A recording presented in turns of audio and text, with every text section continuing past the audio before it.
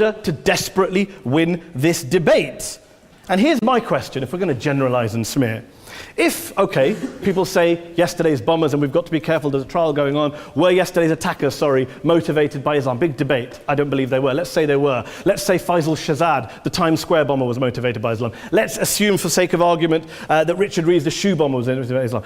If Islam is responsible for these killings, if Islam is what is motivating these people, and Islam is therefore not a religion of peace, a religion of war, then ask yourself this question: why aren't the rest of us doing it?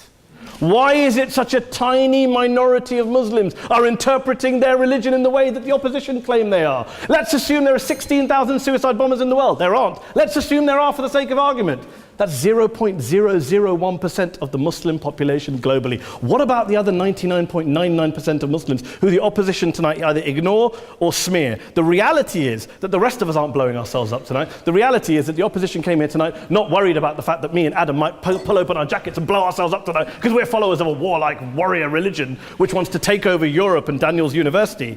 The issue is this. The issue is this. Unless the opposition can tell us tonight, and Peter Atkins is here, one of our great atheist intellectuals, can tell us tonight, can answer this question tonight: why don't the vast majority of Muslims around the world behave as violently and aggressively as a tiny minority of politically motivated extremists? Then they might as well give up and stop pretending they have anything relevant to say about Islam or Muslims as a whole. Ladies and gentlemen, let me just say this to you. Think about what the opposite of this motion is.